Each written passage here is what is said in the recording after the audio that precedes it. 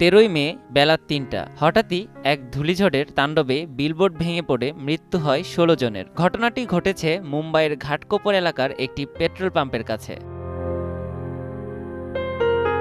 আকস্মিক এই ঝড়ের কবলে পড়ে আহতদের উদ্ধার কাজের সময় ভেঙে পড়া বিলবোর্ডের একটা অংশ সরাতেই তার নিচে দোমড়ানো মোচড়ানো একটি গাড়ি থেকে উদ্ধার হয় এক প্রবীণ দম্পতির মরদেহ।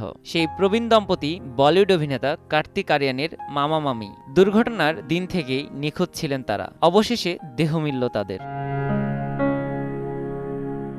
কার্তিকের মামা মনোজ চ্যানসরিয়া একজন অবসরপ্রাপ্ত এয়ার ট্রাফিক কন্ট্রোল জেনারেল। যুক্তরাষ্ট্রে ছেলের কাছে যাবেন বলে ভিসার কাজে মুম্বাইয়ে এসেছিলেন চ্যানসরিয়া দম্পতি। ঘটনার দিন স্ত্রীকে নিয়ে মধ্যপ্রদেশের জবলপুরে নিজেদের বাড়িতে ফিরছিলেন তিনি। পথে গাড়ির জ্বালানি নিতে সেই পেট্রোল পাম্পে এসেছিলেন তারা। তখনই শুরু হয় প্রবল ঝড়। ঝড়ের দাপটে বিলবোর্ডটি ভেঙে পড়ে চ্যানসরিয়া দম্পতির গাড়ির ওপর। ঘটনাস্থলেই মৃত্যু হয় তাদের। নগদে ৫০০ টাকা বা তার বেশি পেমেন্টে পেতে পারেন ঢাকায় জমিসহ ২০ কোটি টাকার পুরস্কার।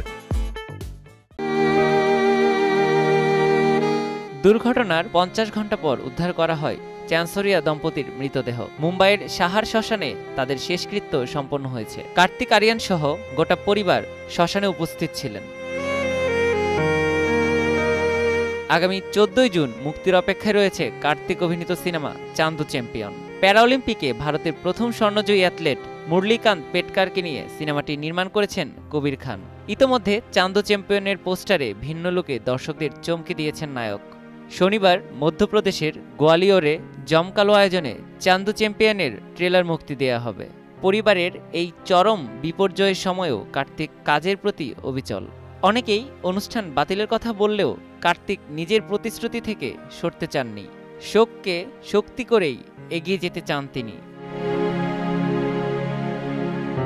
নিয়াজ শুভ, সময় সংবাদ।